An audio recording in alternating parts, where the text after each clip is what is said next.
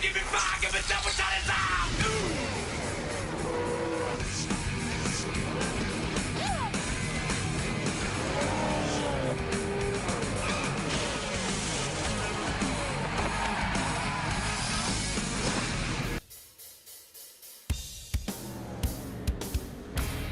It is a beautiful evening here in Myrtle Beach, South Carolina, as we welcome you to tonight's coverage of the Fuel Sportsman Series on your home for the Fuel Racing League, the North American Sim Racing Network.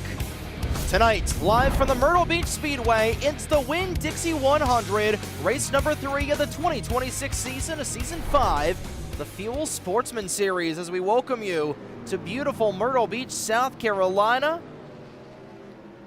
Race number 3, the 5th season of competition here for the Fuel Sportsman Series, live at this half-mile, just over a half-mile short track here, as we're going to be giving the bird, telling the Myrtle Beach Homeowner Association that they're number 1 here tonight for 100 laps. And in doing so, my name is Trey, right here on the North American Sim Racing Network, up here in the NESRN booth. We are ready to go. We are ready to roll here. With 10 minutes to go into the practice session, 15 cars will be taken to the track here tonight. Sean Douglas in the number 43 machine, as we'll get our onboard camera calibrated as he goes up into the outside wall at this half-mile little short track here, just on the coast, I should say, of good old South Kakalaki, South Carolina. And after exciting 9-lap caution on and off race at the Rockingham Speedway, we go from one track that is unfortunately might not be with us for much longer to another track that has unfortunately been killed off by those dastardly Homeowners Association Karens. Same type of people that are trying to dismantle the Nashville Fairgrounds Speedway, the ones that completely destroyed a landmark of the South Carolina coastal racing scene. But we've got this game, we got this track kept in here in the game. Beautiful short track here in Myrtle Beach, South Carolina. We are here for race number 3 of this 12-race slate. We're going to be a quarter of the way through the season already after tonight. Crystal Bennett will head out on track, and a couple of other drivers to watch out for here this evening. There he is right there, and that Spinebuster number 54 Dodge Charger, Zach Rogers, will make his grandiose return here to the Fuel Sportsman Series. He'll be also racing in the Fuel Grand National Series. Car number 54 is a big collision on the front straightaway between a couple of red and black cars of Ike Durbin, and Grant Warren will make his first start in 2 weeks in that Coca-Cola number 33 machine. Saw Dunlaprod a little bit earlier on, and there he is in that 74 car, won last week at Rockingham. And this is going to be a very similar race in terms of the strategy here. We'll try and get another look here. We'll try and get a look at the race analysis. Had it there for a second. Come on, there we go. Get a look at the analysis. You see the fuel numbers about 75 to 80 laps. But you see that tire wear number, a second and a half to 2 seconds to fall off, and that is bare minimum probably a second and a half. A lot of drivers complaining about tire wear here in practice, and tire conservation is going to be of the utmost importance here at this flat track, just over a mile and a half like we're talking about. In fact, 0.538. A flat oval here with only about 10 degrees of banking in the corner, so not a whole lot of room to run. You can already hear the tires squealing right underneath of Dunlaprod, as he's only been out on here on track for about 10 laps. You're always going to get tire conservation races with these flat short tracks, especially with the mock-up here we've got of the Myrtle Beach Speedway. A little bit of an oblong course, a little bit of the shape of Rockingham, if you will. With just the oblong, tri-oval-esque D-oval, if you will. But it's going to be a fun one. Short tracks, Friday night racing here on the NESRN, always a favorite, especially here with the Fuel Sportsman Series.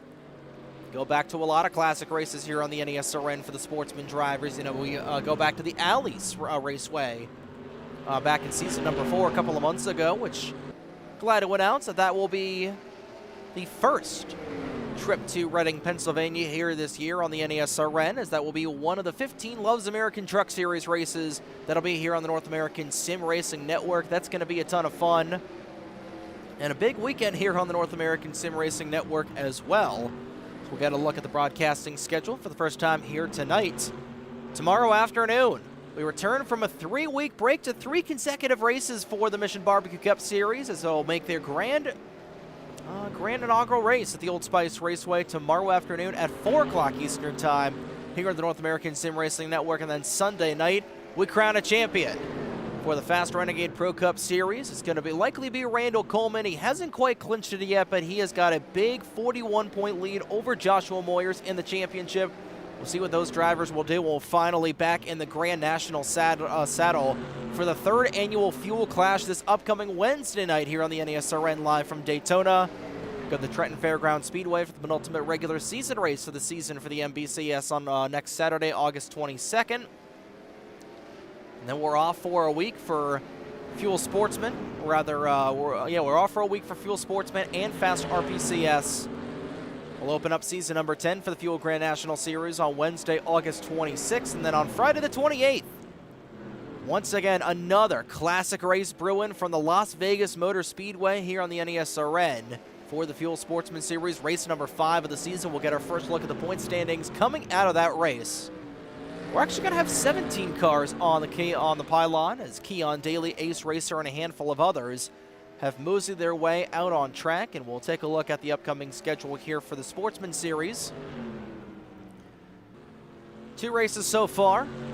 We'll have Sears Point off next week up in the Sonoma Valley, but we'll go to Las Vegas here for race number 5 of the season. Then a little bit of a hiatus here before we'll pick up likely with a tape-delayed race at Hillside, a tape-delayed race at Papyrus, and hopefully a live race at Homestead, Miami, given just how busy October is here on the North American Sim Racing Network and how busy I'll be.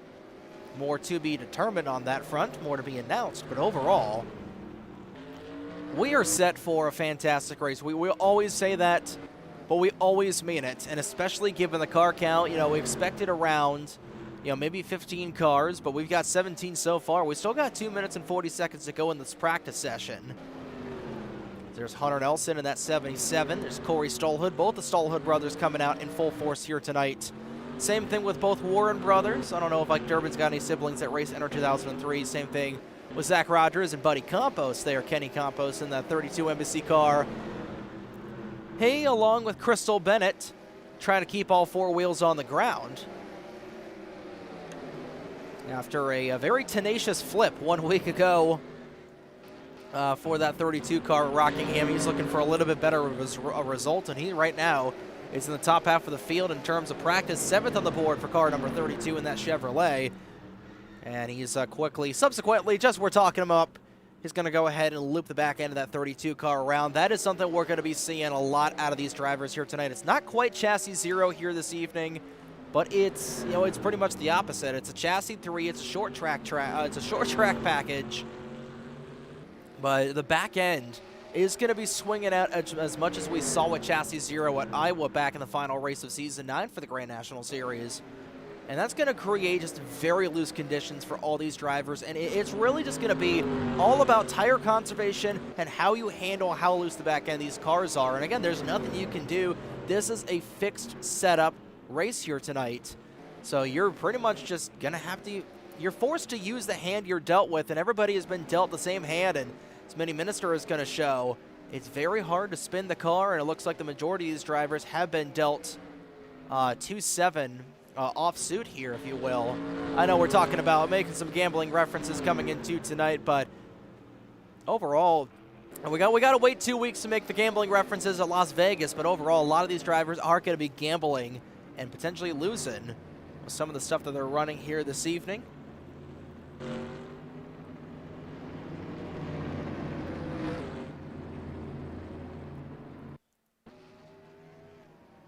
It is going to be a fun one. Like we talked about, 100 laps going on the board here tonight. And I just realized myself that, hey, you still got the Hoosier MIPS on these cars from the Mission Barbecue Cup Series. So we got about 15 seconds to go. We'll quickly tab out here.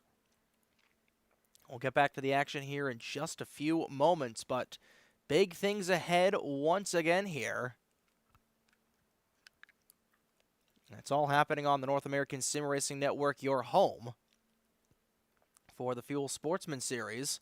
Looks like Zach Rogers will be top of the charts here in practice, so get things underway once we go ahead and get these correct MIP files in here, just so it looks a little bit decent, a little bit more realistic for y'all here on the NESRN. Tab out, come back in.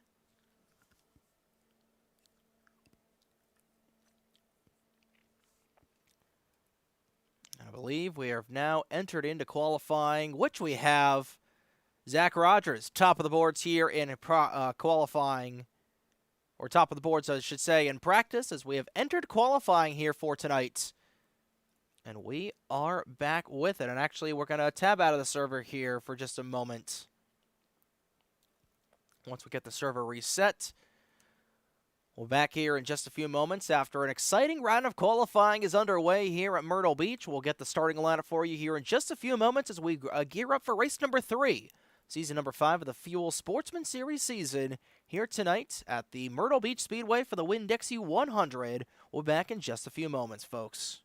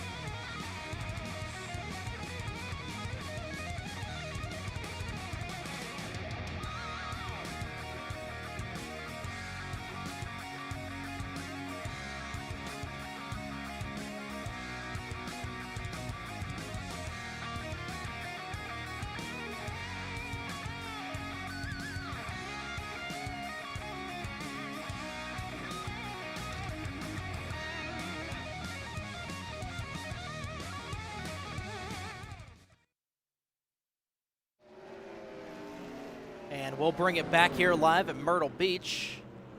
Looks like we're going to get 4 more minutes of practice here for what is set to be a fun one here tonight. And there's RJ Bishop, late edition in that number 81 machine. He and Keon Daly back in here. And actually, you know what, with a couple of new paint schemes, we're going to go ahead and once again tab out to make sure we can go ahead and get those correctly in there for both RJ and I believe Vincenzo Focusato. We owe him an updated number tag as well as everybody else, continuing to churn around this track. Like we're talking about, going to be an absolute fun race tonight. It always is here at these tracks, and unfortunately no Hot Wheels cars for either the 81 or the 37 here this evening, so that's a little bit of an oversight on our part, but nonetheless, go ahead, get those nice and fixed up for you, and come back here with a great view of this 37 car. Not a great look for him with the amount of damage on that automobile. Like we're talking about Ace Racer in the 64. RJ's going to back that car on the outside wall. Came in second 1 week ago in Rockingham in a fervorous battle at the end. In fact, both the Hot Wheels cars came in third and second, respectively, between Focusato and the 81 of R.J. Bishop. Mini Minister in that 22 car. Haven't really had to talk about him yet here tonight in that Dave Blaney number 22. The Ward Barton 22 car. Actually, no, I think it was Dave Blaney at this point in the 22. The old Bill Davis Racing on in the entry. 1 of 3. Actually, I think just 2 in-game cars here tonight. The other one, the 77 of Hunter Nelson. I believe that should be all the in-game cars that are racing here tonight, as Apollo Hyde looking to get her second win of the season in that Waste Management 100 machine. Won at Auto Club earlier on in the year, and then was not able to make last week's race. So she's looking to go up the board here, but again, you know, whenever you're in a field with Zach Rogers, we just saw him move to the top of the charts with a 19.832 second lap time. That is very incredible. And it's no wonder how well the Bulldog is going to run here at this flat track like Michigan. Again, you cannot stop him. Clear of 200 career wins on Cup Physics. And he's trying to add yet another one here tonight, but he is going to be challenged. 16 cars putting down a lap time so far. I think the only one that has not put down a lap time, I'm not entirely sure. I think, you know, we should have about 17 or 18 cars in here as the Millennium Autosports duo will run into one another. Ace Racer will just drive on by, and, well, Crystal Bennett doing her best Hail Casey or Hail Kane impression. Kane Millen, I guess. I think that's what they were calling it on social media. That's how you know we're at the end of practice here, ladies and gentlemen, around 10:15 Eastern Time. Watch the cars come off the pit lane. Transitioning into qualifying here in just a few moments. Put on the coffee, folks, like we're talking about 100 laps on the board. Tonight, it's all going to be about tire wear, tire conservation, and how you're able to keep your car from spinning out on the long run. For all these drivers up in here, that is going to be paramount for so much of these guys. You know, and for these veterans that have been racing these Sportsman cars for a while, you know, looking over Zach Rogers, Apollo Hyde, Dunlop Prod, and Vincenzo Focusato, you know, those are going to be the 4 drivers we're going to be focusing on the majority of the time here tonight. And how they're going to be running their race is really going to play dividends on things here tonight. But don't count a driver like Emmy Schizzato, like Mini Minister, or even Ike Durbin in a track like this. You know, he's a little bit more towards the bottom of the barrel here at the end of practice. You know, running about a second off the pace of Zach Rogers, who just ran a 19.832. But with how much, you know, we've got multiple X factors, so many X factors here tonight that you might as well call it an algebraic equation. Tire wear, the handling on these cars, and, you know, even a seasoned veteran like Crystal Bennett just got completely wrecking loose there, taking out the 45. Will we be on Flip Watch here tonight? If I were a betting man, which sometimes I am, responsibly, of course, I would say absolutely. But in 2 weeks' time, we'll definitely be an irresponsible betting man when we go to Las Vegas. That is going to be so much fun. It always has been over these last couple of years. Las Vegas, especially the OG 97 version of Las Vegas. So much fun. And we're going to have a lot of fun in 2 weeks on the flat track, but we're also going to have a lot of fun here tonight. Drivers, now we'll officially get into qualifying with 17 cars looking to take the track here this evening, and we'll be back here in just about 3 minutes' time to show you the starting grid and to get things underway here for race number 3 of the season. It's going to be a late one, like we're talking about. Put on the coffee. Do whatever you need to do to get yourself accustomed to what is going to be a grandiose race here tonight for the Winn-Dixie 100 here this evening at the Myrtle Beach Speedway. We'll be back here in just a jiffy, folks.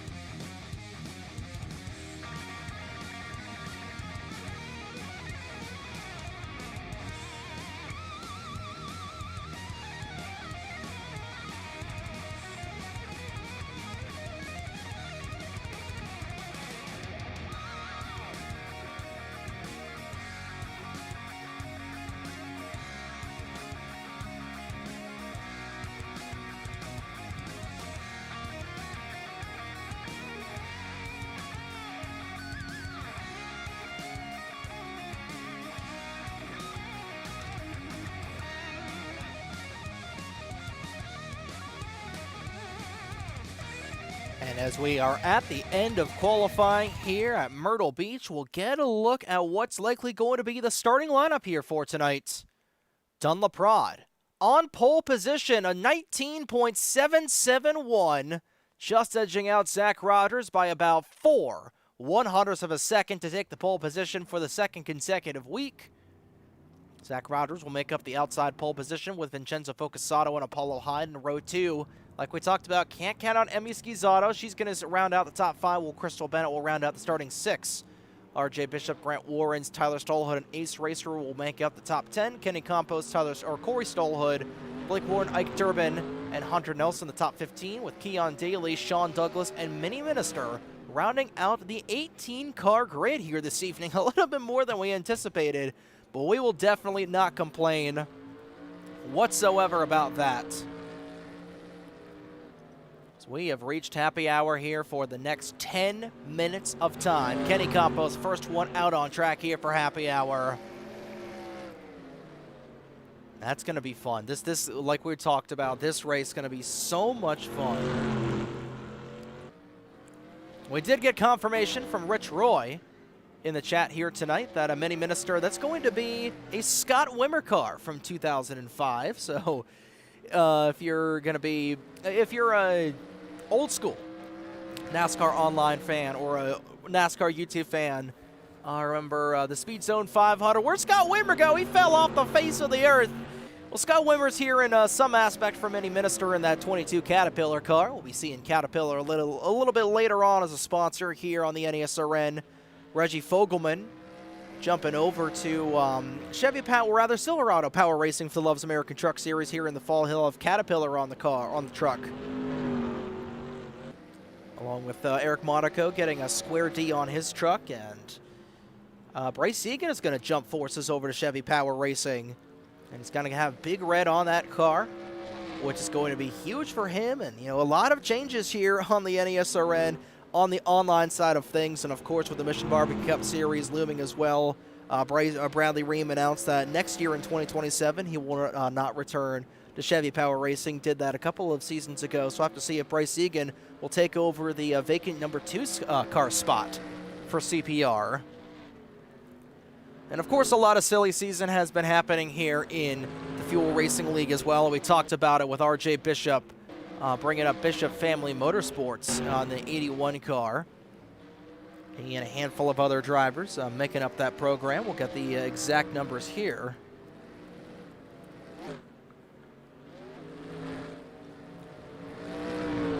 Trying to load up, do a little silly season. Do a little silly season, do a little trolling, do a little something here as we focus on Keon Daly once again, bringing the numbers up to a complete quartet for Lap Car Enterprises here this evening, as he's got that Dodge with Mini Minister in the outside wall going into turn 1. And it's Bishop Family Racing. Victor Nunez will drive the 5. We saw that last week. Noah Hart will be in the 47, RJ Bishop in the 54. And actually, you know what? I didn't even realize that until just now. Zach Rogers, part of Bishop Family Racing, so good thing we just saw that right here and now. So that is going to be an absolute unit of competition here in the upcoming Fuel Grand National Series season, especially here in the Sportsman Series.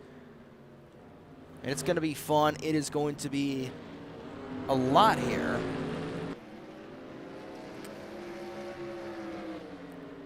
And, also announced on a couple of days ago here, a technical alliance between Lap Car Enterprises and Millennium Autosports. So that's going to be about 7 or 8 cars all in line with one another here for Fuel Grand National. That's going to be a mega team, and then a couple other people that are all dealing with everybody.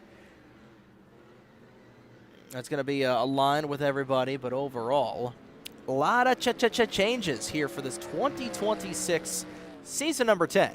The Fuel Grand National Series, a lot of changes here, like we're talking about with the NBCS. 3 races to go in the regular season. Tomorrow afternoon is going to be an incredible race with a handful of drivers, mathematically able to lock themselves into the chase for the championship here for the 2026 season of the NBCS.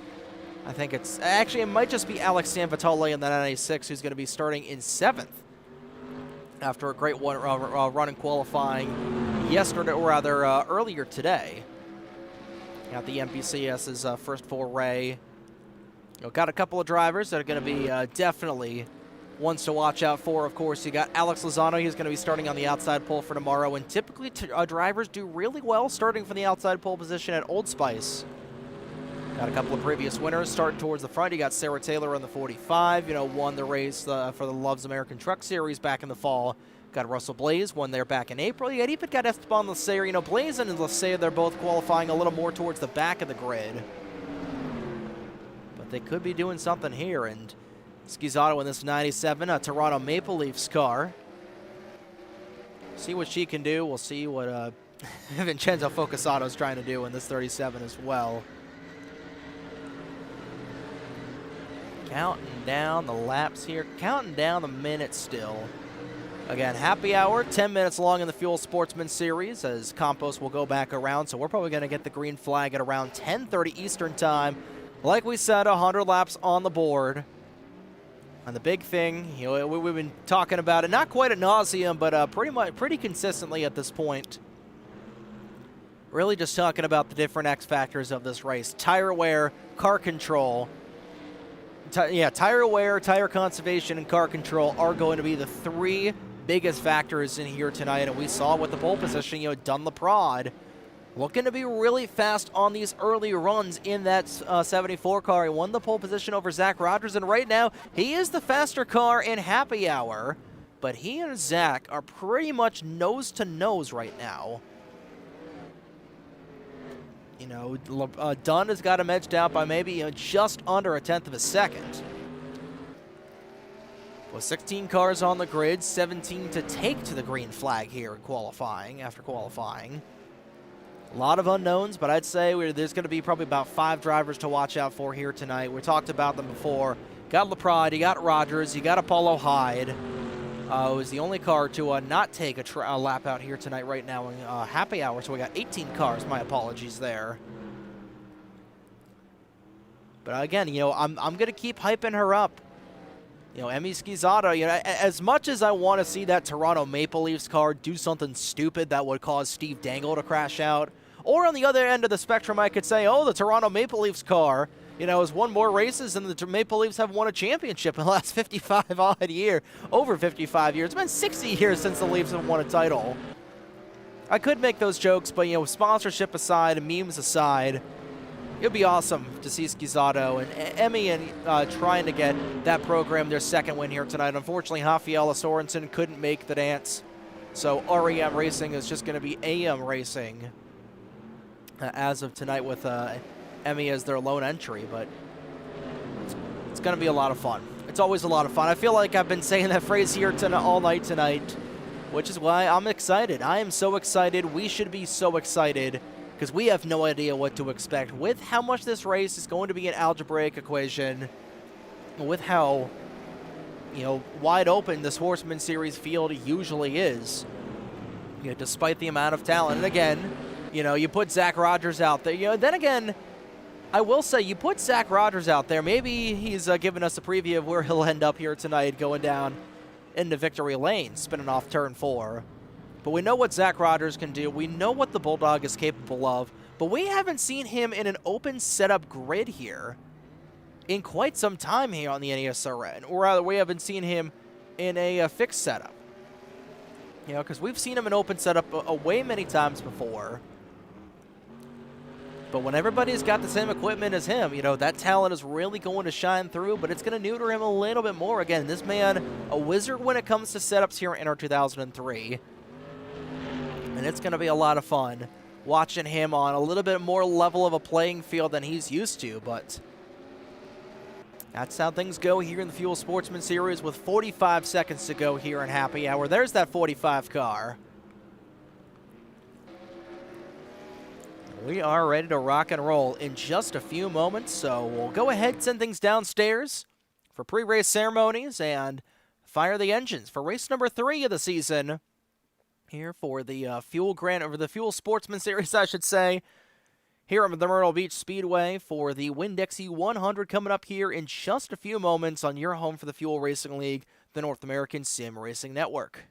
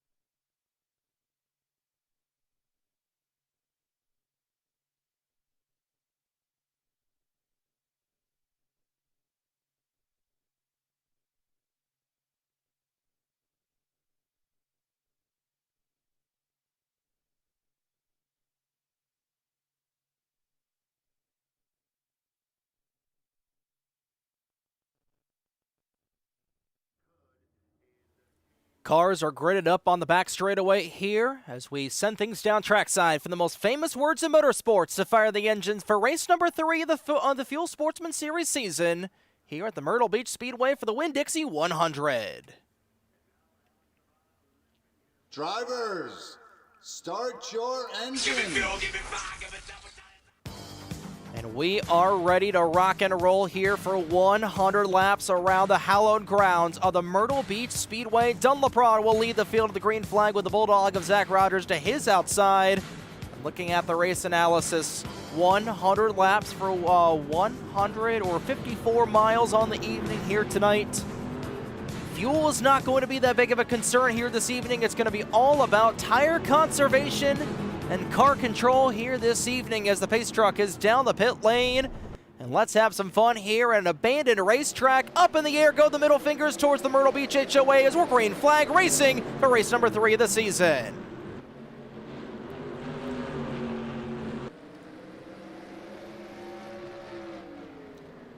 And a fantastic jump there on the inside for Dunlop in the 74. We'll look back in here through the opening lap of the race. We are going to go caution-free. 1 lap in the books, 99 to go, and already Rogers trying to make his move underneath the Laprade, and Dunn will shut the door off turn 2. Down the back straightaway once again, up the racetrack goes Ace Racer. Very loose off the corner there was Ike Durbin. I thought Hunter Nelson was going to go a little bit sideways. Way up the track goes the 64, back down, right into the 98. And hard into the outside wall goes Ace Racer. And the yellow flag will come out for the opening time here on lap number 2 of the evening. I believe that will count as lap number 3 as Dunlop had crossed the start-finish line already. And we saw that happening live as Ace Racer out of control, rather just a little bit out of shape, I want to say, coming out of turn 3, came down the racetrack, made contact with Keon Daly, and ultimately that was registered as a multi-car incident to put us under this first yellow flag of the night. Tough break for the young rookie of Racer coming into this evening, trying to get some solid points here in the 64 after a more than forgettable race last week at Rockingham.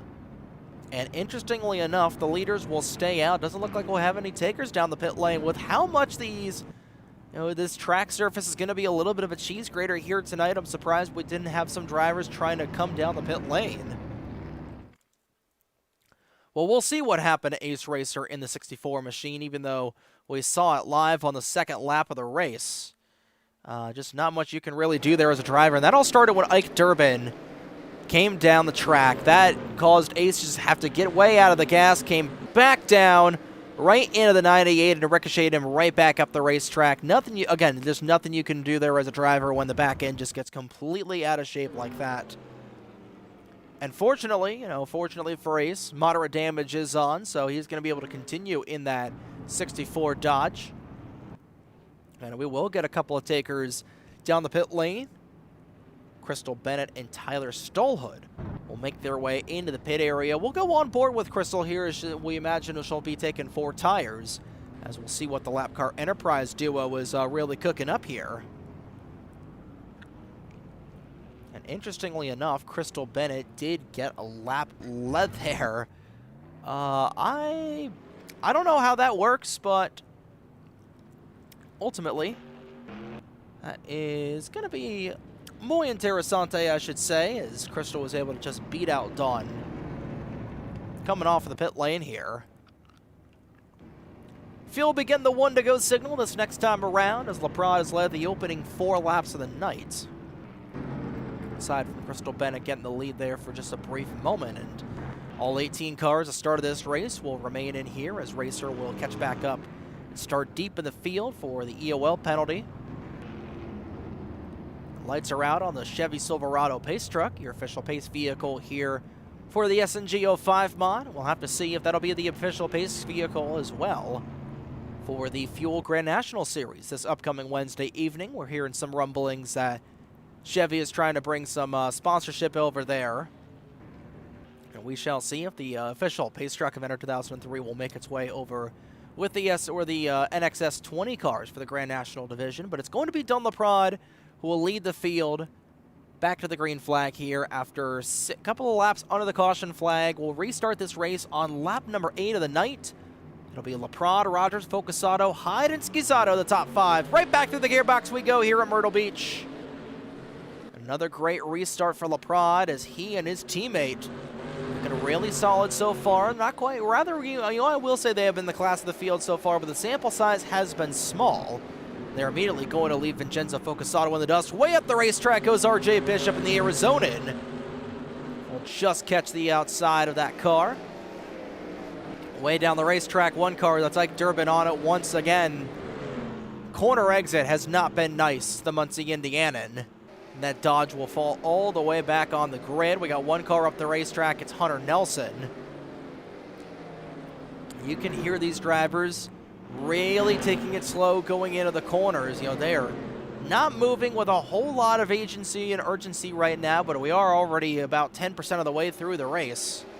And lo and behold, we are officially the Fox Sports of NR2003 coverage, as we missed the pass for the race lead, with Zach Rogers able to get around his team owner of his not team owner, but his competitor of Don LaPrade. I forgot, I don't know why. I get RJ and Dunn just mixed up here in the Sportsman level for whatever reason. Both guys, Southern accents, great drivers, great painters as well. And Dunn already trying to get right back in there in that 8054 car. We got lap traffic going away. It's looking a little bit like an ARCA race, ladies and gentlemen. I say that as a complete compliment. Hunter Nelson, right, he's going to spin right in front of the leaders. He'll go around. Back end just goes completely lost out of that 77 car. And, well, that's one way to clear yourself of lap traffic. Nelson will grab a gear, and now he might be in danger of going 2 laps down. Dangerous moment in front of these leaders, but nothing these drivers can't handle. Keon Daly down the racetrack, nearly cold clocking in between his LCE teammates of Bennett and Tyler Stolhood. Many Minister up the racetrack after qualifying relatively high on the grid in the 22. He will fall back into the 15th position of the 18 cars. Crystal Bennett trying to take advantage of relatively fresher Goodyear Eagles and everybody else. Not a great start to the race for Lap Car Enterprises. For any of their drivers, Corey Stolhood up in the outside wall. He'll just grab a gear. No, he's back down the racetrack in front of Crystal Bennett. That'll log jam everybody up, and Keon Daly will go for a slide. Caution number 2 on the boards here this evening. Hunter Nelson will get the free pass after that whole kerfuffle off turn 4. And this will likely be the opening time here this evening, where we'll see these guys come down the pit lane and looking for a little bit of fresh rubber. So Rogers leading the last 7 laps of this race. He and Dunn are tied for the most laps led. And he will be leading a brigade of drivers down the pit lane. One guy's going to stay out. It's going to be RJ Bishop and Kenny Campos. RJ's looking for a couple of bonus points here. Here comes that 54 machine down the pit lane for the opening time this evening. We'll get our pit lane drone underway, and we'll see what Zach and company can do as they're in the service area to get 4 tires on the cars.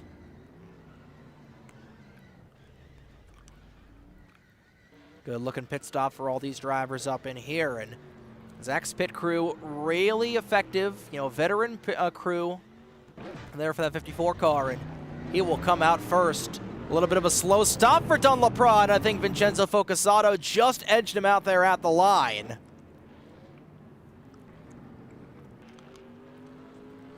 And he indeed did, so Focusato will move up in the 2nd position off of the pit lane. 4th position proper on the racetrack,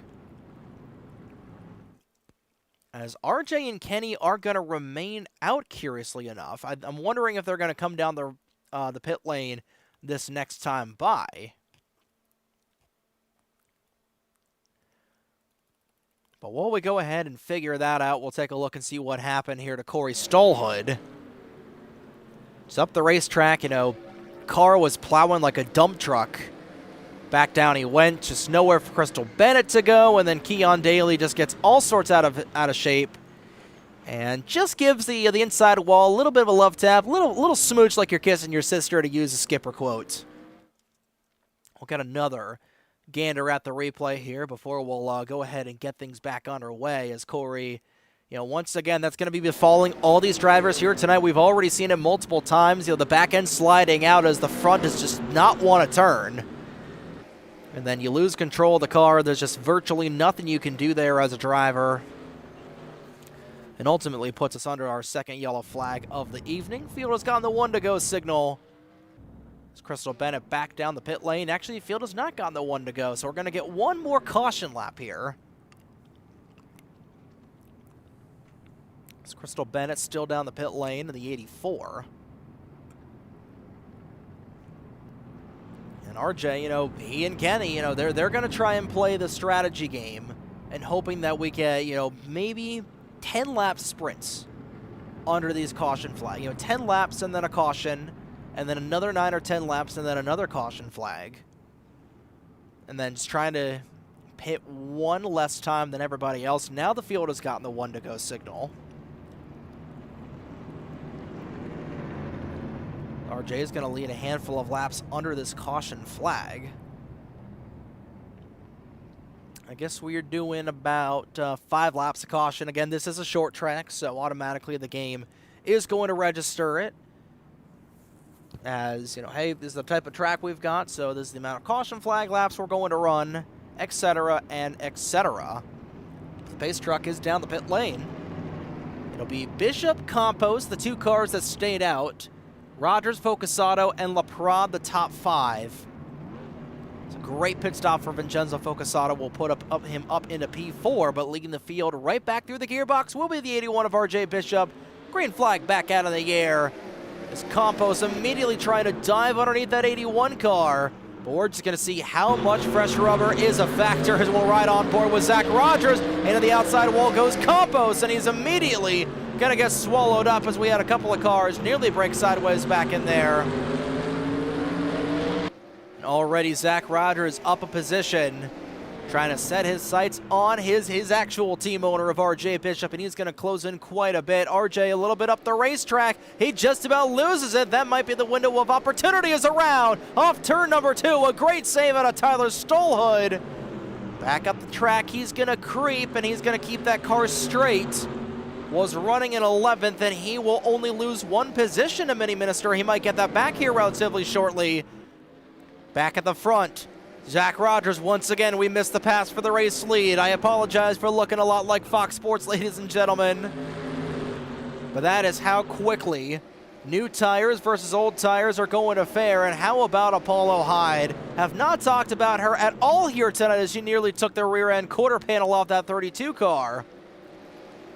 RJ's really loose out there, and You know, that tire wear definitely meaning something for a lot of these drivers. And again, all these drivers are going to have to pit at least one more time for tires in this race. Fuel, you know, they're going to have to pit for fuel as well. You can only go about 80 laps here on a tank of gas, and we've got 100 laps on the boards. Rodgers is not done, giving it a fight. Trouble back in there. Mini Minister hard on the outside wall. Did that bring out the caution? It did not. We saw that 22 car about maybe 10 feet in the air.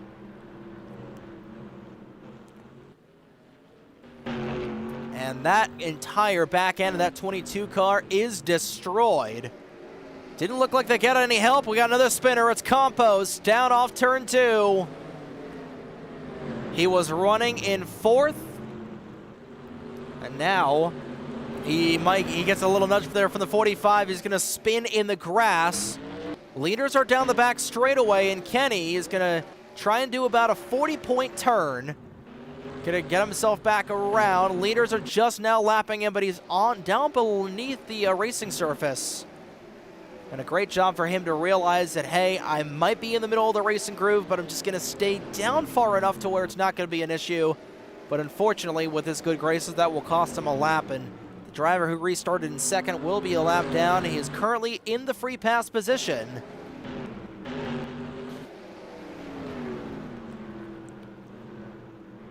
Rogers, Bishop, Hyde, Focusato, and Schizzato, the top 5, and not a great restart for Dunlaprada whatsoever. He fell back to 6th. Sammy Schizzato will get around him. And Apollo is reeling in these leaders bit by bit. Was a 2.5 seconds off that last time by. This time around, gained in 0.3 of a second as Minister's in the outside wall once again. Sean Douglas has pulled the car behind the wall, so 17 cars will remain on track, 16 of them on the lead lap. It's closely going to be 15 here shortly as Hunter Nelson, once again in position to be put a lap down, and Mini Minister will bring that 22 car into the pit area. Very damaged Caterpillar automobile. And that very well might be the end of the night for Minister, a tough break for Mini.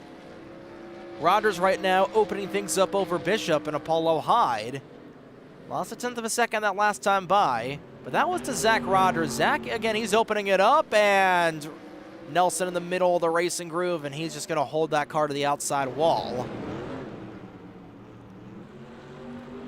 Apollo is gaining on RJ Bishop again. Got the tire wear disadvantage there for RJ. We're already a third of the way through the race, and Kenny Compost will also bring his car down the pit lane. We'll see if Mini Minister knows, and he's not going to retire. And you know what? With we're about south of 70 laps to go. He can mathematically make it to the end on fuel. All these other cars are going to have to pit. Again, Minister is 2 laps down, so his gambit, based on his track position, not really going to work, and especially if he's got to have older tires than everybody else, trying to pedal that Caterpillar Dodge to the end. Compost will also come down the pit lane to make his first pit stop of the evening.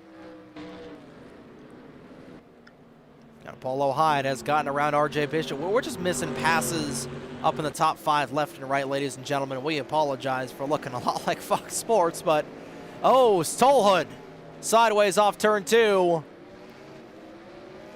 Catches the car, loses it once again. That's right in front of Grant Warren and backs it into the outside wall. Everybody making evasive maneuvers, and Hunter Nelson trying to get back around. No caution flag once again, as both the Stolhood brothers have been to the outside wall a couple of times here tonight.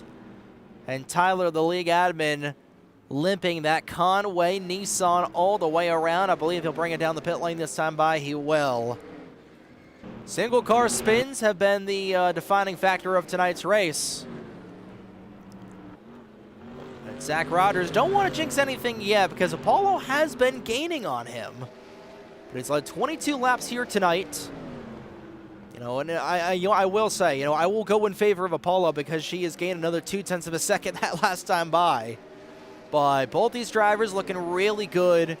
Driver that's not looking good on this long run gambit has been RJ Bishop, was already about 11 laps away from the halfway point of the Winn-Dixie 100. In case you're just tuning in, One car out of the race. 13 cars in the lead lap, and Bishop's in the outside wall.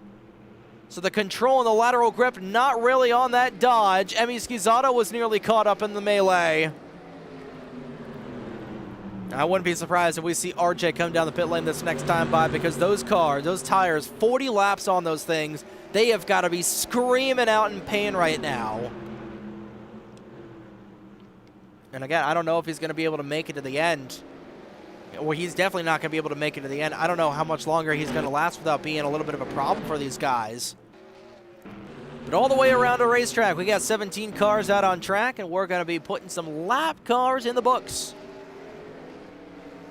Starting off with Corey Stolhood on the chopping block, but Apollo has gained in within half a second of that 54 car. And again, Apollo knows these fixed setup races like the back of her hand. Rogers in the outside wall, a tad in the 54. Sideways is Kenny Campos, who's immediately just going to retire from the event in a tough night and a tough start to the season for the 32. We'll get a little bit worse here this evening.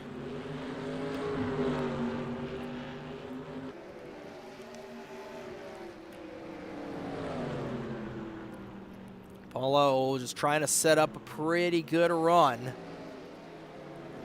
Has a pretty good run on the back end of that 54 car. Was within about 3 car lengths of the back of Zach there. What would be very interesting is if we get some green flag pit stops here tonight, as Keon Daly's in the outside wall. You know, I know a little bit wishful thinking, but you know what? A man can dream.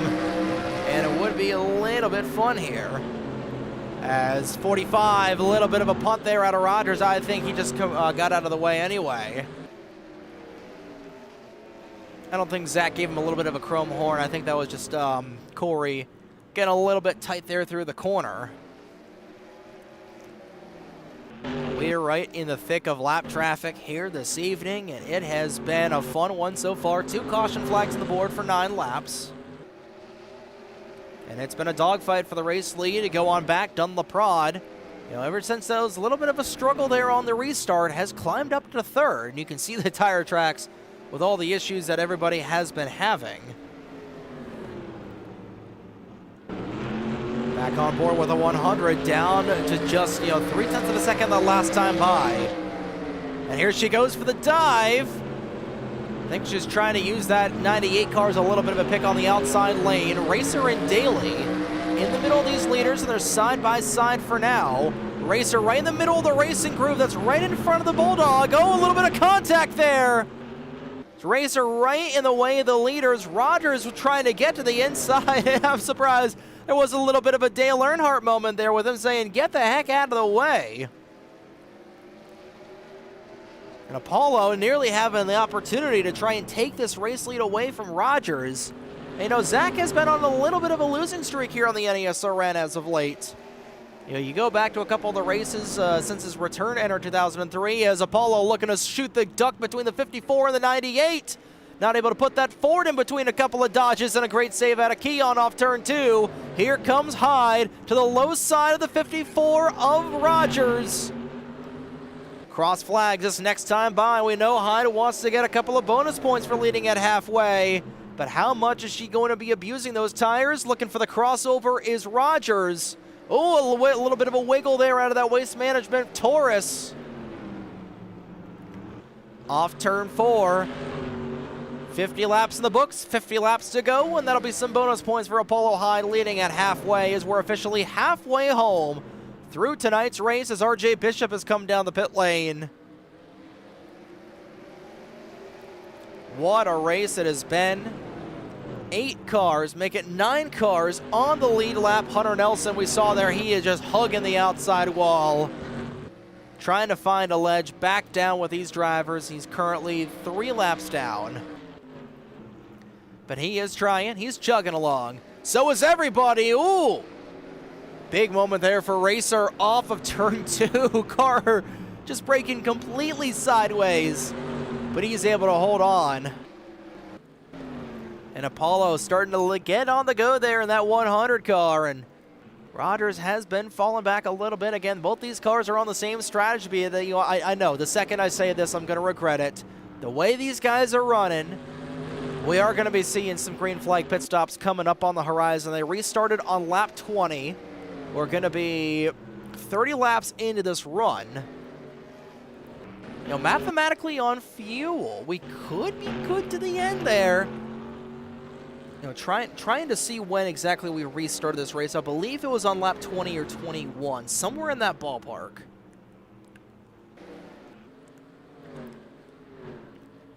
My computer will load. We'll check in on the chat. Hunter Nelson back on the track. Glad to see both Rich Roy and Trek Togger checking in here. Let's see just when these guys went back green flag racing after that most recent caution flag. I believe it was, where we at? I'm pretty sure it was on lap 20. Trying to grab a gander. You know, sometimes, you know, with all the internet going towards my laptop here, as Nelson back down the pit lane, I believe he received a speeding penalty. We got restarted on lap 21, so it was 1 lap away, so we're on lap 57 right now. So we're about 35 laps, actually 35 laps on this current run for these guys. Lap 58. Yeah, so 37 laps on these tires. We'll call it 39 laps on this run for tire wear.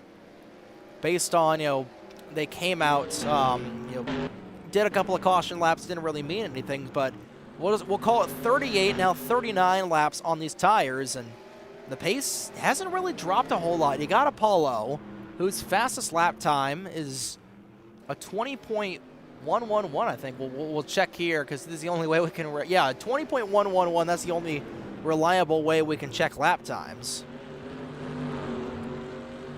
But, you know, her best lap was 21.11. You know, she's only dropped 0.6 of a second that last time by. Now, of course, that pace is bound to drop, and, you know, RJ Bishop on, you know, pretty better tires compared to everybody else.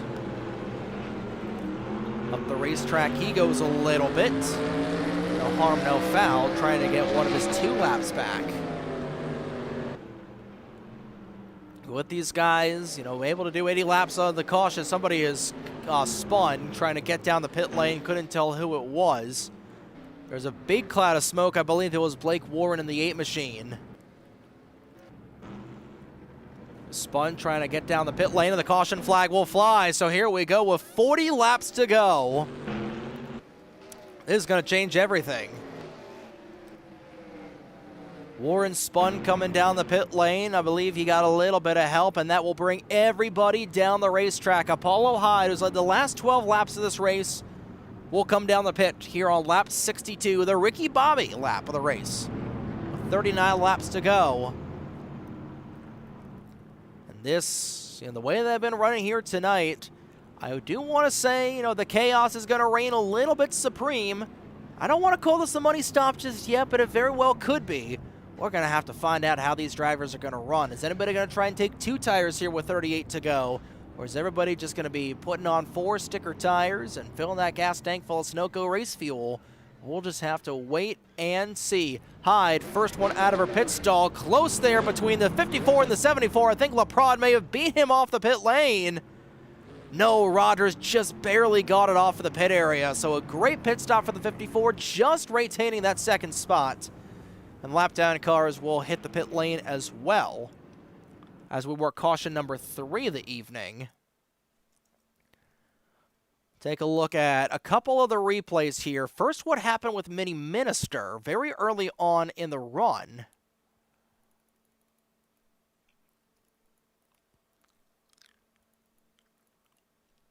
It was running, this was all the way back on lap 26. Back end just got loose and spun up the racetrack and went hard in the outside wall. So that's what happened with the 22, and I think we saw a couple other drivers have some issues. We saw Kenny Campos have some issues as well.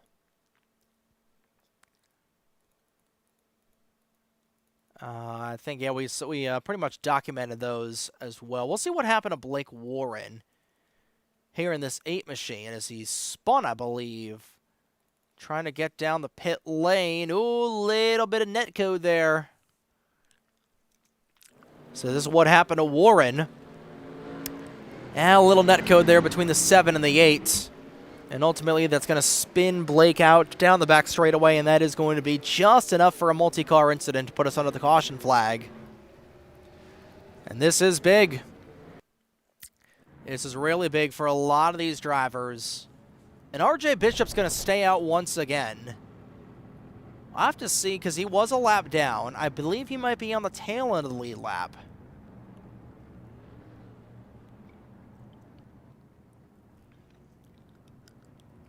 But Apollo got out first. And actually, Dunlaprod, he came back down the pit lane. I don't know what happened with the 74. May have been a speeding penalty, or I'm not sure what happened there, but the lights are out on the pace truck. But in case you are just tuning in, once again, we welcome you back to the Myrtle Beach Speedway for tonight's coverage of the Winn-Dixie 100 here for the Fuel Sportsman Series on the North American Sim Racing Network here at the Myrtle Beach Speedway. My name is Trey Ray for the NESRN. And we are ready to go with 34 laps to go. We're on the funny lap, ladies and gentlemen, when we go back through the gearbox. Paulo Hyde, 16 laps has led the last 16 laps of the race. Zach Rogers, most laps led in the night so far, has led a third of the race, 34 laps to be total. Vincenzo Focusato, Ike Durbin, Emi Schizzato, the top 5. Green flag, back at it away, 34 laps to go. Could that be the final restart of the race? We're going to find out right here and right now. Big jam up back in here. Lots of cars around. Grant Warren is around. Blake Warren also around, and that is not going to be the final restart. Did not even get about maybe 100 yards before the caution flag will come out for the 4th time here this evening, where it looks like the Warren brothers, the Warren-Wentz Racing curse will continue here, and it looks like a little bit of a brotherly shove between those two Chevy Monte Carlos. Bring out the race's 4th incident of the night. We'll see what happened.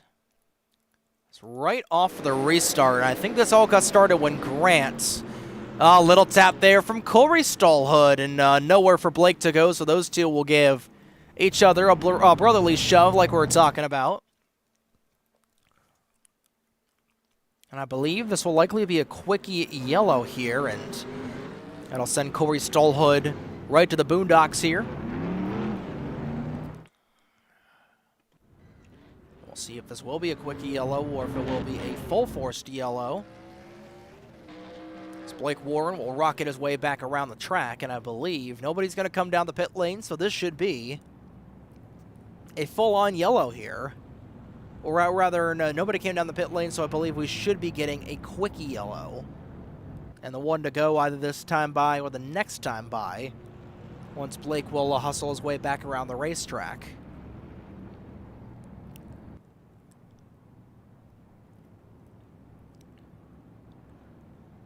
And it looks like we are going to be getting a full-scale yellow. So that'll give RJ Bishop the opportunity to come down the pit lane as a car that is currently 1 lap down. 10 cars on the lead lap altogether, as I believe Keon Daly will get the free pass. It may have been Blake Warren, actually, that got the free pass, because he was the one that zipped his way around. They're still showing out. Okay, so was Blake Warren the one that got the free pass?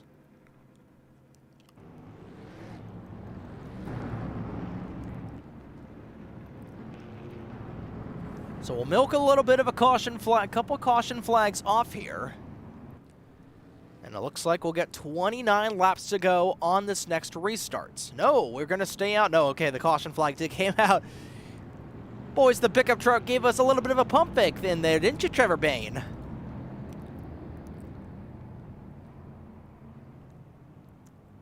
So lights are off on the pace truck, and we will be getting 29 laps to go once we go back through the gears. Pretty much racking them up and sending them off once again. The only change, actually, yeah, pretty much no change in the top 5. You got Hyde, you got Rogers, you got Focusato, you got Dermott and Schizzato. We'll throw Dunlaprod and Crystal Bennett in there as well for the top 7. here we go.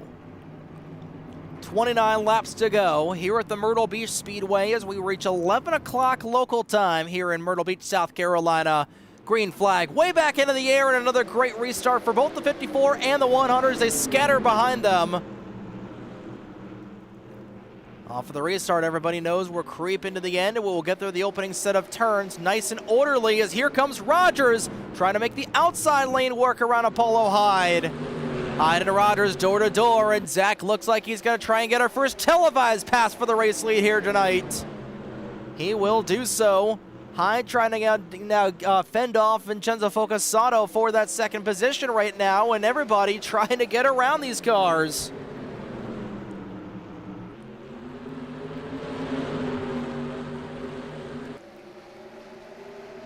Zach Rogers back out front trying to get his first NASRN win in quite some time. In fact, if memory serves me right, I think he's trying to get his first NASRN win since the Fast RPCS race at Watkins Glen earlier on Mother's Day weekend, so call it about 3 months here since his last race win on the NASRN.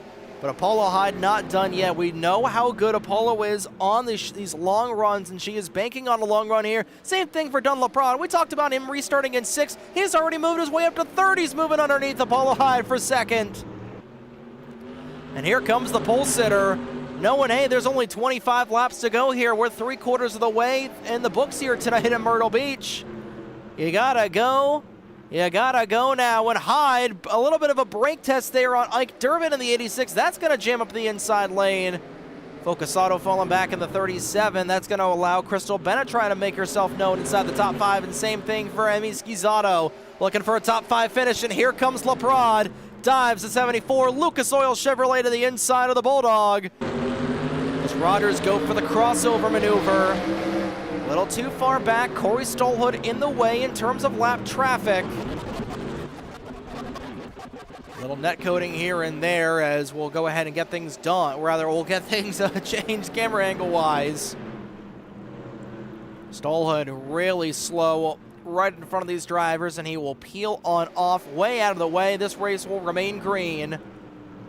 And Don LaPrade trying to hold off one of the best drivers we've seen here on the NASRN in Zach Rogers. It's a task that he has had to perform so many times in the Fast Renegade Pro Cup Series, which the Segment 2 finale airing this Sunday night here on the NASRN.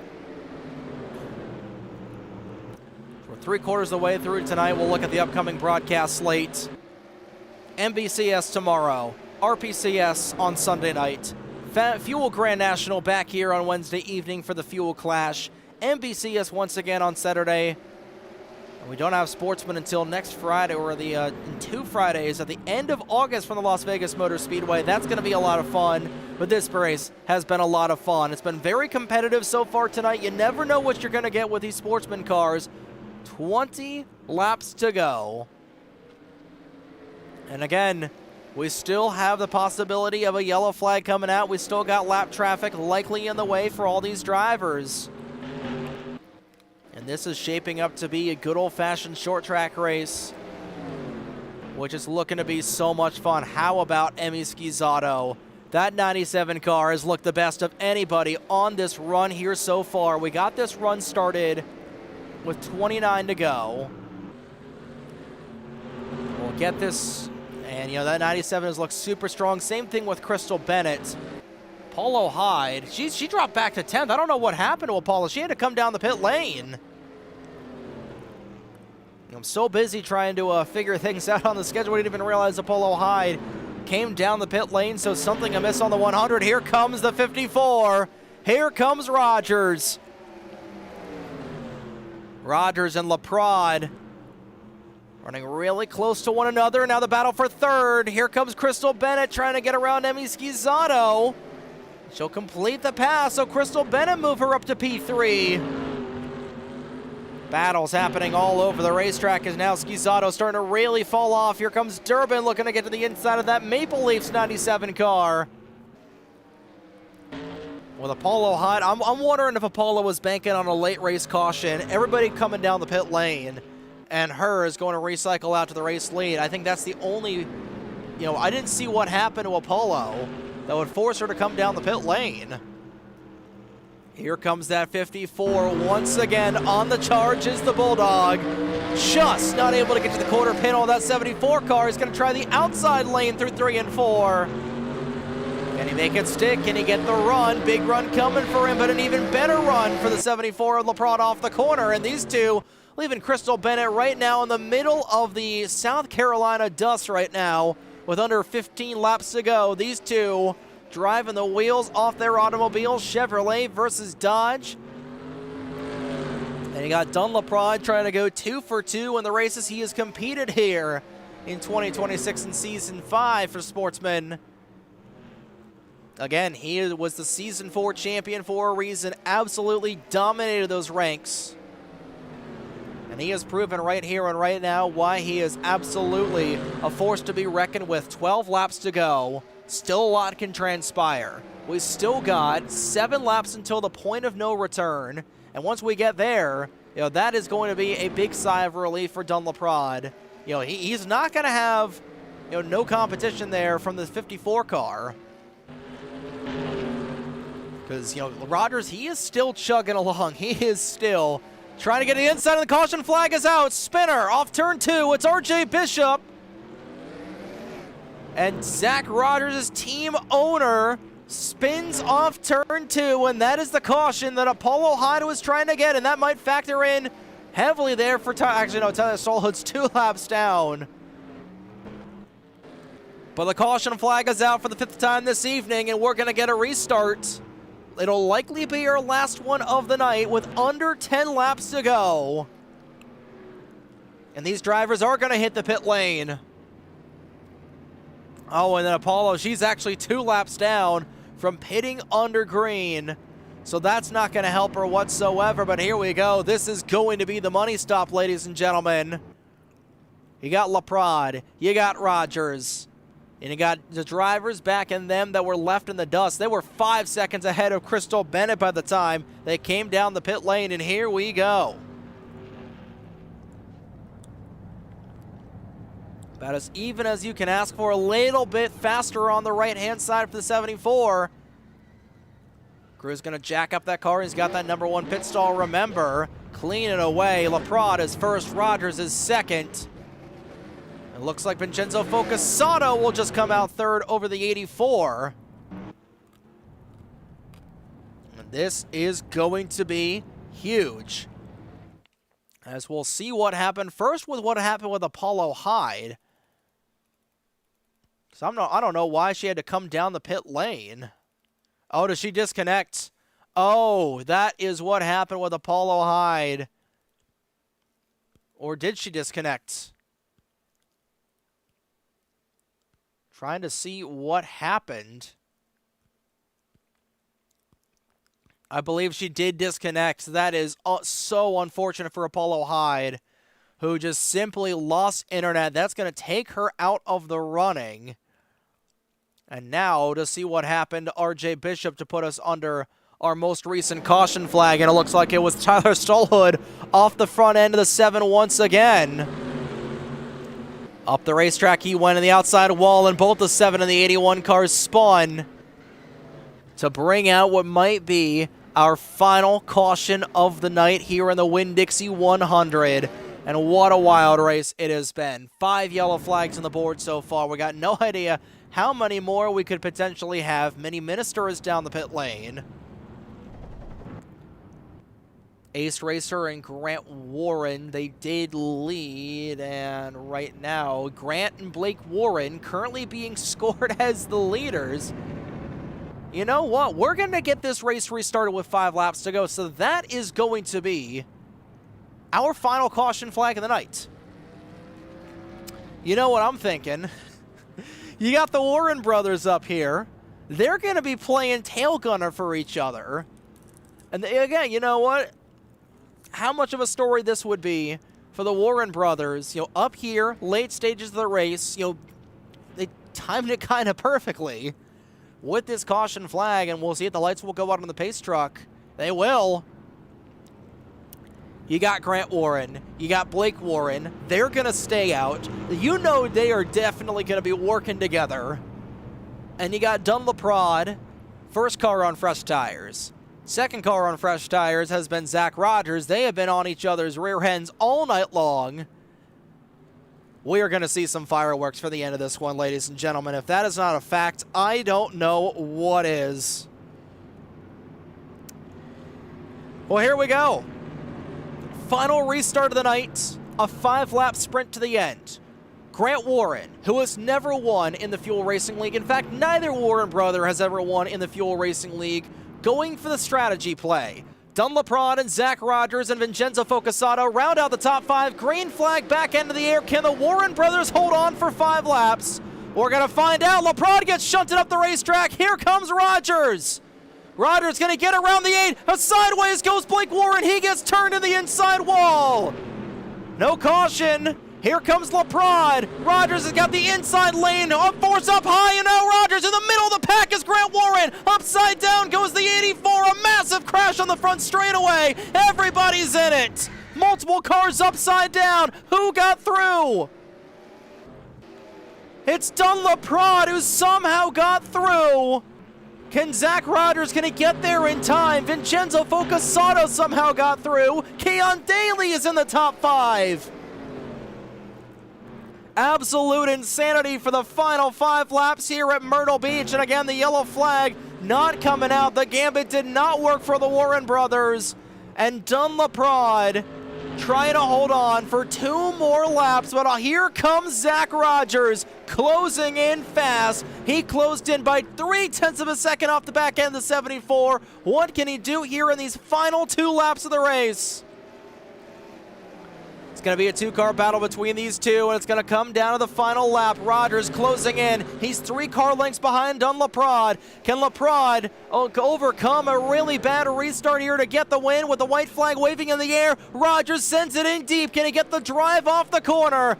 Oh, they're going to be side by side, I feel like. A great run there for LaPrade. Here comes Rogers with one final send. Not going to get the drive off of the corner as Dunlop-Rod from the pole wins a wild one here at Myrtle Beach for his 2nd consecutive Fuel Sportsman Series win. And he had to hold off one of the best to do so. What a battle there at the end as saw the 7-car right on the wall there as Dunlop-Rod's 2nd consecutive win here on the NESRN. Wow. That's all I've got to say about that. Corey Stoll also wrecking there after the end, and Dunlop-Rod, your winner. So he will take it to his pit stall. He will park that 74 car. And he will go to victory lane after a wild race here tonight.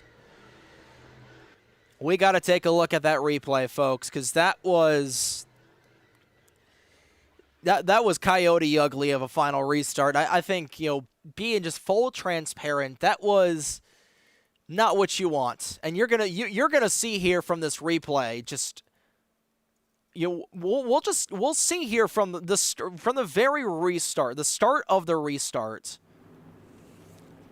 You know, the Warren brothers were in trouble right from the drop of the green flag, and Blake, you know, he was trying to play tail gunner. He slowed up Dunn. I thought Dunn lost the race right there when he ran in the back of the 8. Rogers got to the inside. Warren tries to shut the door. He goes head on into the wall, and Grant, you know, he's kind of a sitting duck at this point. Up the racetrack he goes. He gets turned off the front of the 54. I thought Rogers was done for.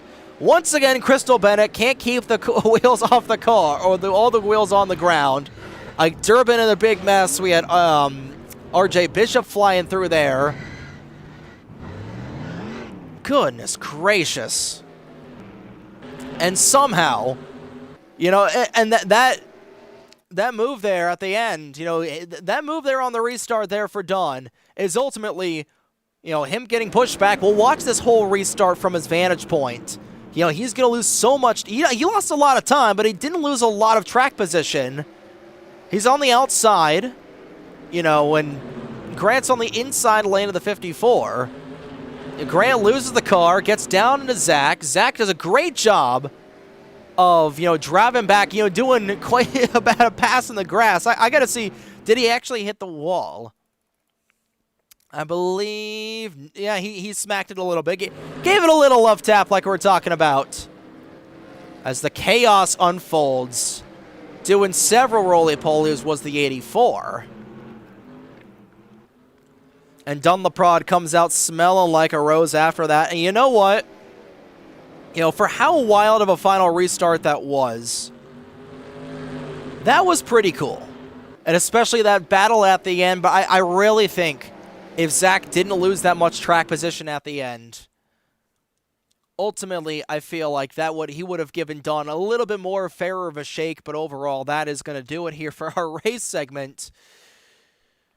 But we'll go into our post-race interviews, so we'll see how much these drivers, you know, liked or disliked this race, because goodness gracious, that was something. That was a finish for the ages. You know, and again, unfortunately, not the first time this season that we've seen Crystal Bennett, you know, get caught up in something late, and that's such a shame because she was having a great run. But Dunleprod, your race winner, won it by 0.3 of a second over Zach Rogers. Vincenzo Focusato rounds out your podium. Another podium finish for Vincenzo as he drives through the fire and the flames. You got Emi Schizzato finishing in 4th, and Keon Daly rounded out the top 5. Ace Racer, his best career finish in 6th.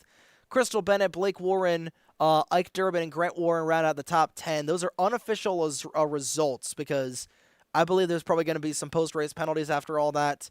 Paulo Hyde, RJ Bishop, Tyler Stolhood, Minnie Minister, and Corey Stolhood, the top 15, with Hunter Nelson, the last car on track, finishing in 16th. Kenny Campos and Sean Douglas both retired from the event. But we're going to go ahead. We're going to towel off. After an enthralling final 5-lap dash to the end of this race, Dunleprod got his 2nd consecutive win. And it's just as wild, fashion as we saw last week.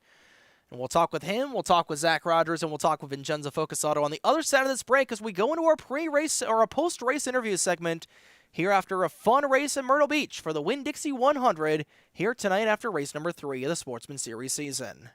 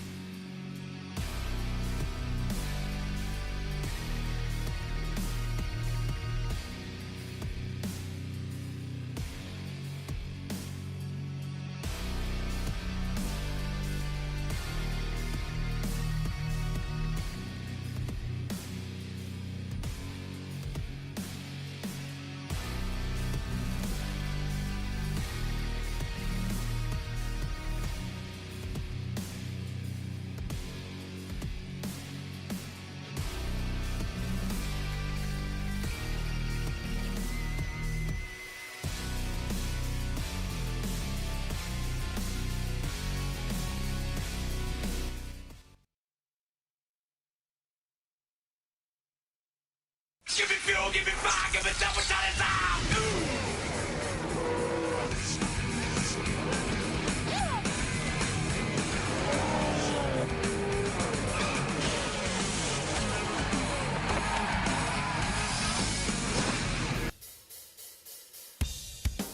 A fun and chaotic end to the race here at the Winn-Dixie 100 at the Myrtle Beach Speedway has just come to an end as we welcome you into the NESRN post-race show here on for the Fuel Sportsman Series after round number 3 of season number 5 of the Fuel Sportsman Series here on the North American Sim Racing Network. Trey right on the board as we'll go ahead and waste no time here. It's 11:30 local time, so we're going to go ahead and get these tired racers in here for our post-race segment, starting off with yet another third place finish, podium finish after some chaos in the end of the race. Mr. Vincenzo Focusati, you got a copy of us here in the broadcast booth? Well, it was definitely a race for the ages here this evening. We'll start off with the obvious, going into this race, coming out of practice, we knew that it was going to be a little bit of an algebraic race with how many X factors we had. Tire wear, tire conservation, and car control were the utmost paramount tonight. And going into this race, just how much of a factor were those really? Yeah, a big credit to Apollo, first of all, for going around. She was hopping around during practice and trying to get feedback from everybody on the setup. Very proactive and probably distracted from her own practice efforts that she didn't have to do. And she made some adjustments to the setup right before qualifying, and I think they helped massively. She made some adjustments to the right rear springs, and that helped. That just helped so much. It made all the difference in the world. So it markedly improved the race, and I really appreciate her for that. The car was still extremely unforgiving to being overdriven in the corners. The back end would just shift forward and spin you right around if you asked too much of it. So you had to really tiptoe. You had to be real ginger and resist any temptation to outsend whoever you were battling next to. But yeah, we hit a good balance, and I think the race went pretty well for the most part. We definitely had a really good one here tonight, and then we'll go right to the final restart. 5 laps to go. You're restarting all the way back in 5th, if memory serves me right.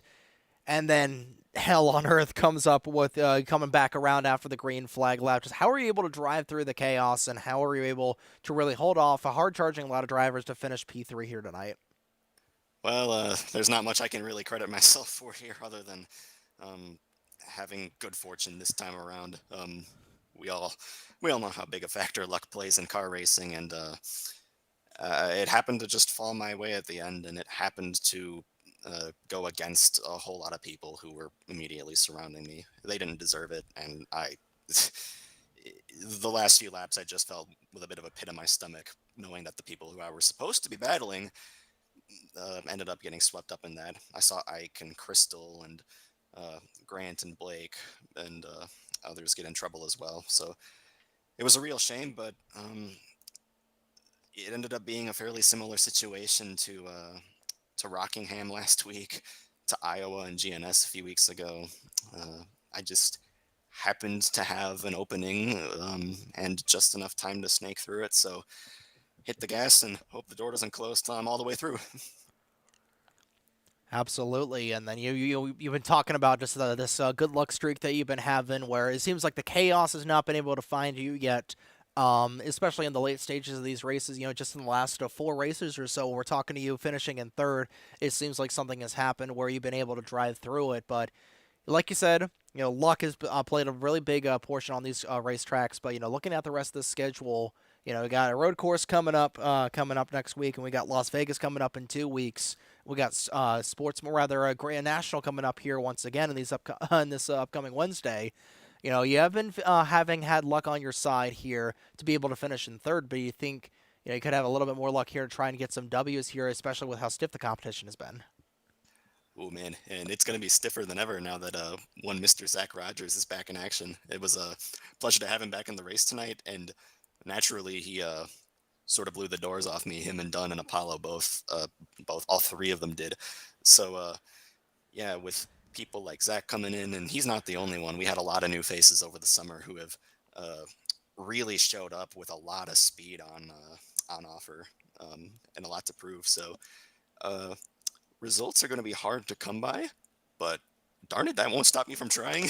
I'm going to um, try to approach each race with the same philosophy as always. Just try and stay clean. Just try and keep the car in as safe a place as possible.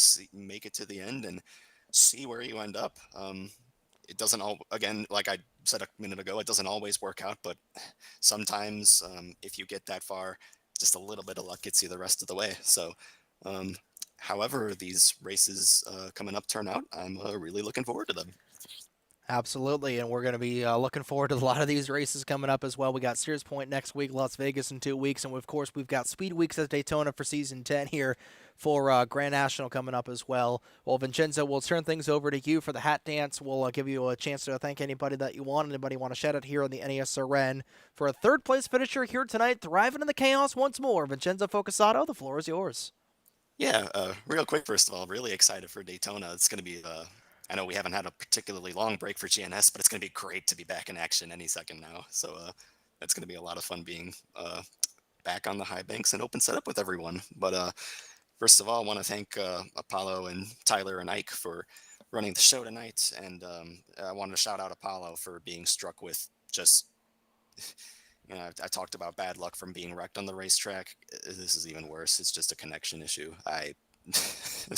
That was utterly unfair, and I'm really sorry. She lost a great result to that, but hope she comes back and bounces back the next week and the remainder of the season as well, as she always is. She's always a threat to win. But yeah, thanks to everyone else on the track for racing me clean today. I got a whole lot of close quarters racing in the final quarter after a pretty quiet first 3 quarters, and everyone raced me fair. It was mostly Emmy, Crystal, and Ike who were around me, so thank you to all those guys.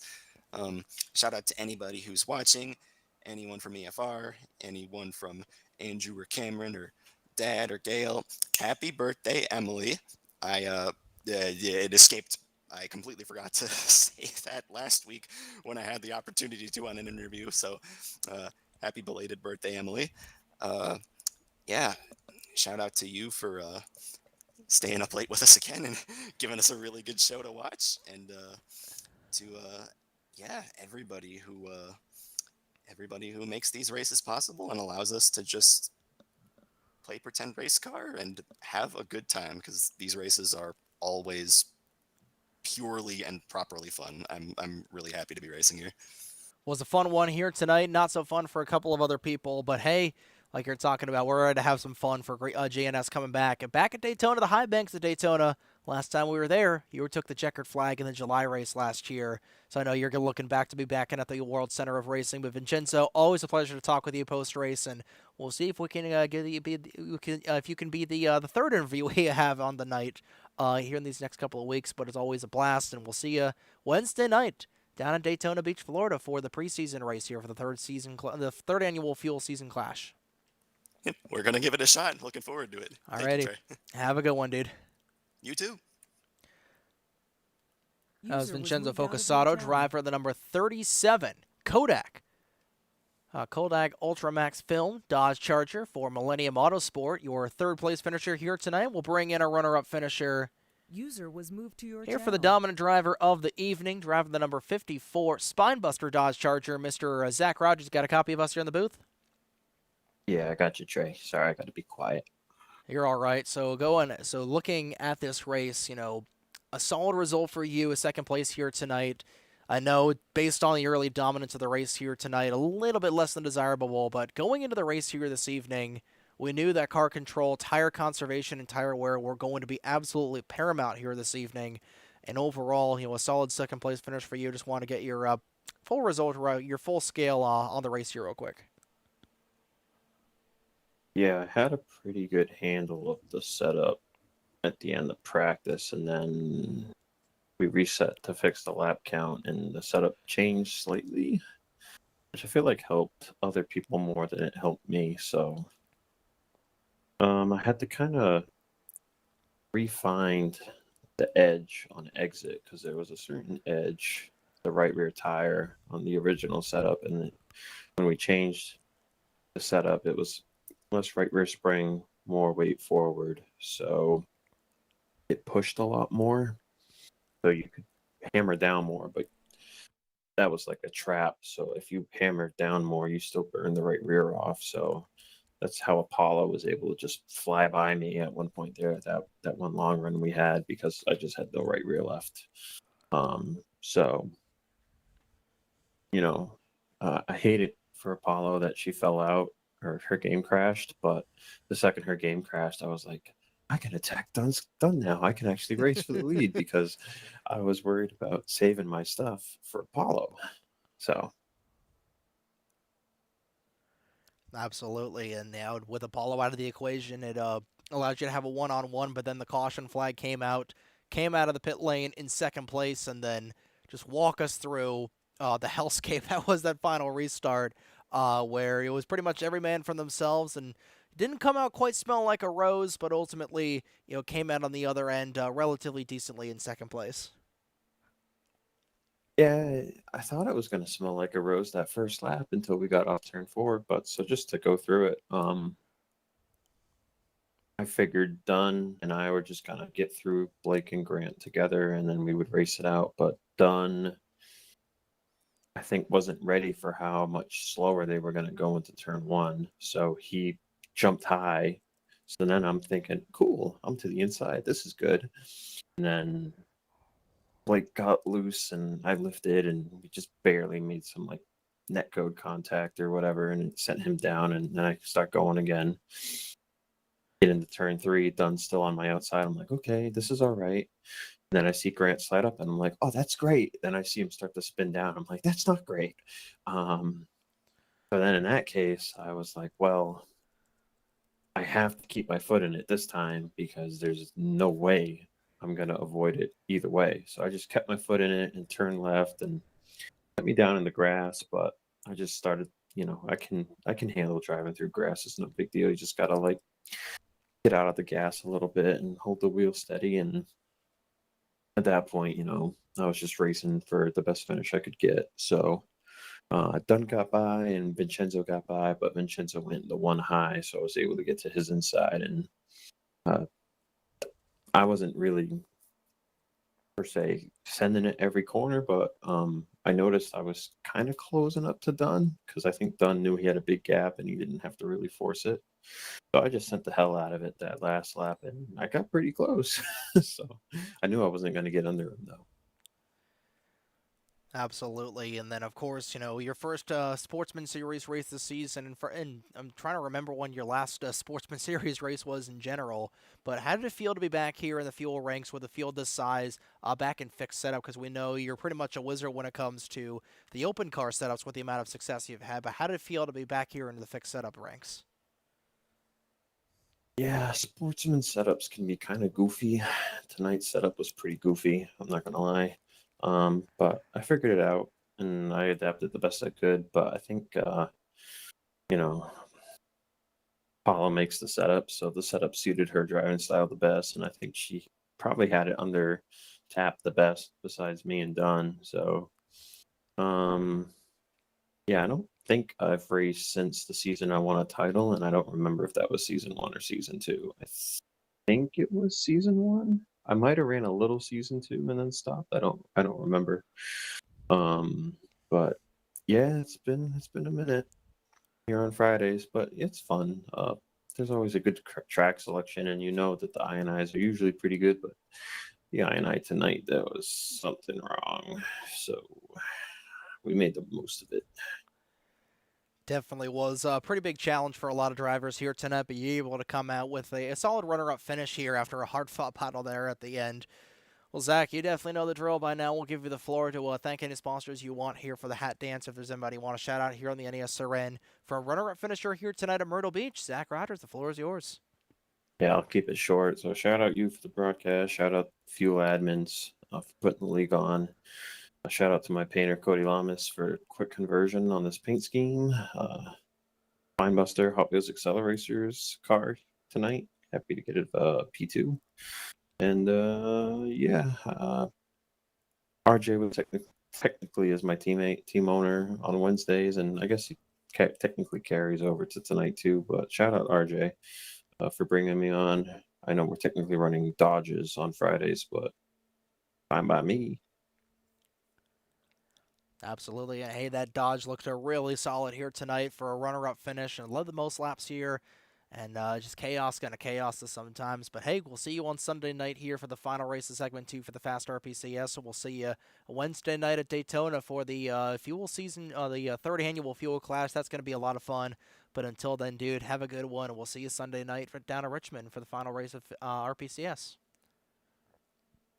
Yeah, I think I'll be racing. I should be racing. So yeah, I guess you'll see me Sunday, if not Wednesday. Sounds good. Have a good one, dude. Yep, later. User was moved out of your Oh, Zach channel. Rogers, driver of the number 54 Spinebuster Dodge Charger for Bishop Family Racing, your runner-up finisher here tonight at the Myrtle Beach Speedway. It's time to bring in the man of the half hour, User was moved to driver your of the number channel. 74 Lucas Oil Chevrolet Monte Carlo, Mr. Dunlaprod. You got a copy of us here in the broadcast booth? Yep, I do.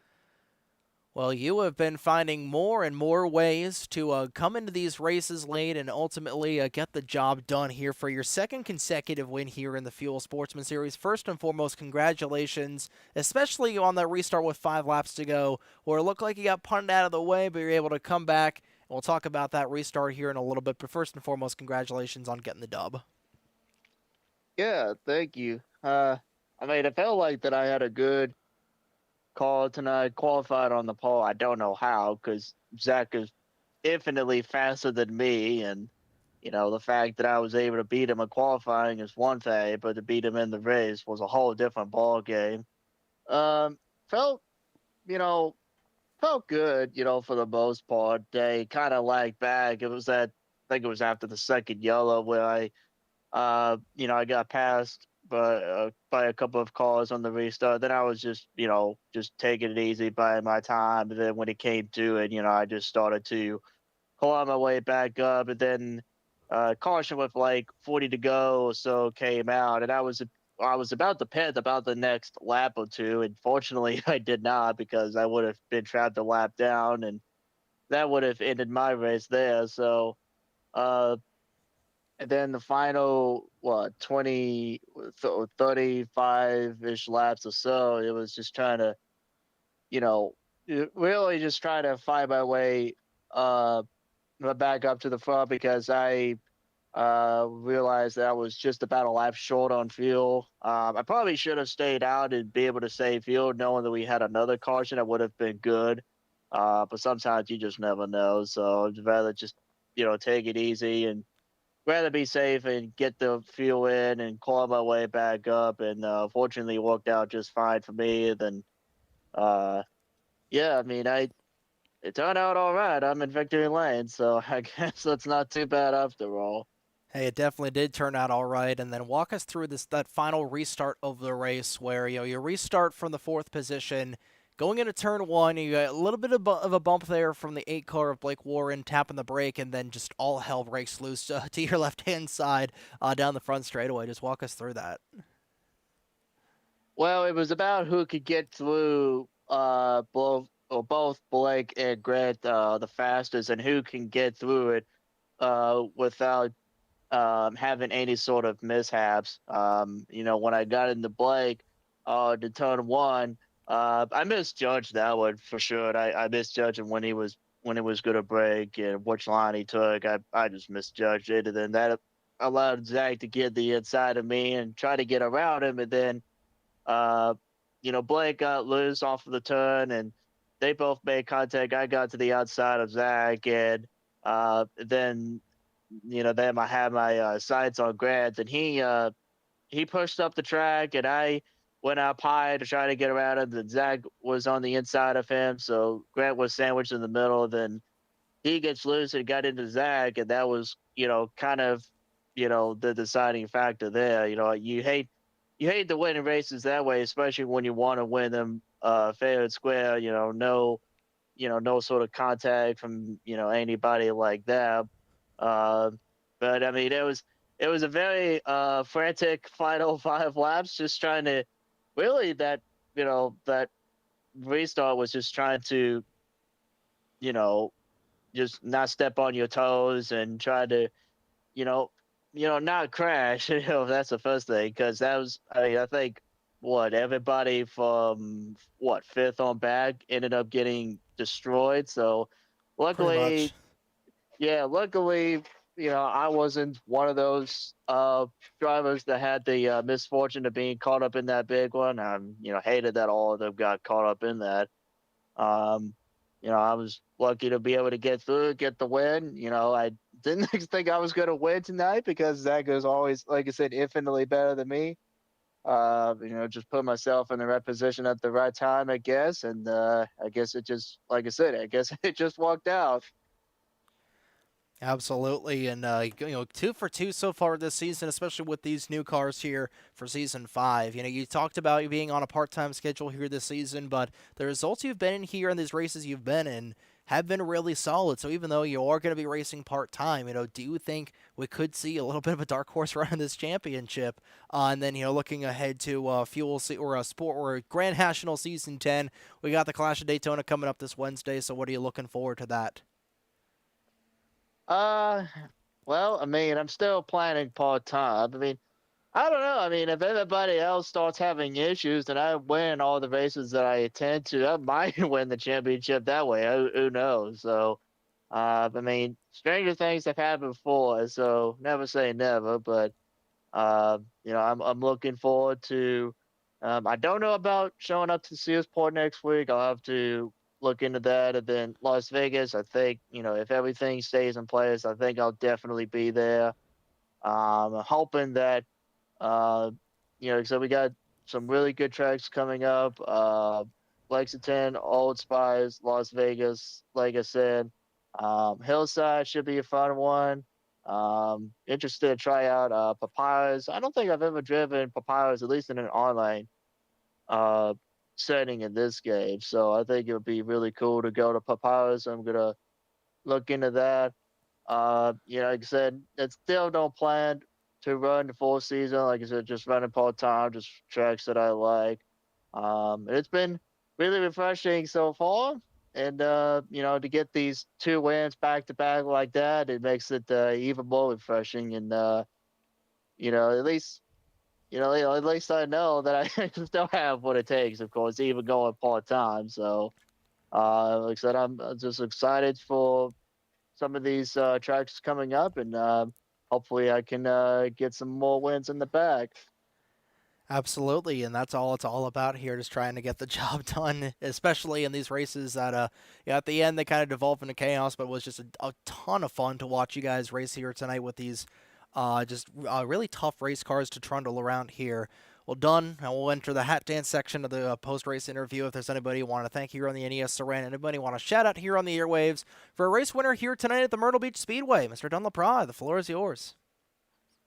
First and foremost, like the usual, shout out to you, Trey, for the broadcast. You're always doing an awesome job. Shout out to everyone watching at home. I hope we put on a good show for you all to watch. Shout out to Tyler Stallhood for the league. Shout out to Apollo for the series. Shout out to all the admins and drivers.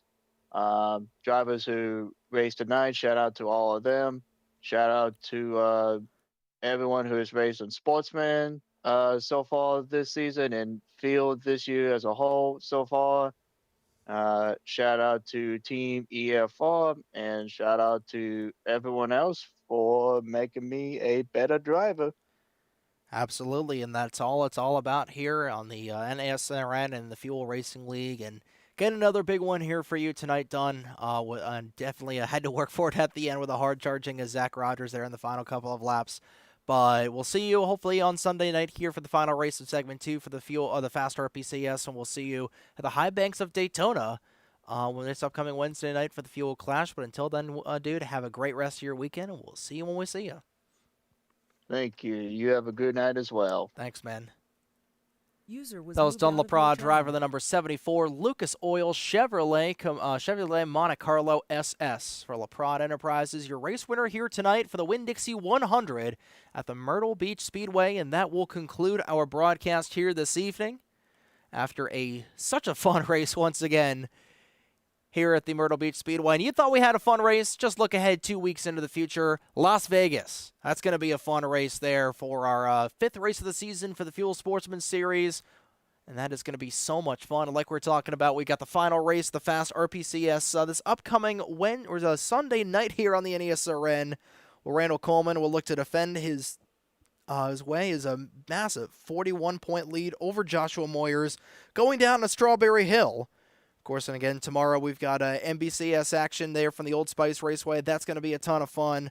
And we've go right in the thick of things here on the NESRN with all the action that we've got with RPCS, both Fuel and Sportsman and Grand National on the horizon. And it is so much fun. We always have a blast here on the North American Sim Racing Network.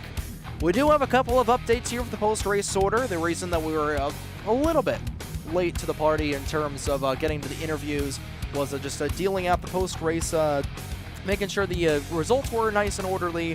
So here are the official results for the Winn-Dixie 100. Dunlop Rod leads 27 laps on the night to win by 0.3 of a second over Zach Rogers, his second win of the season.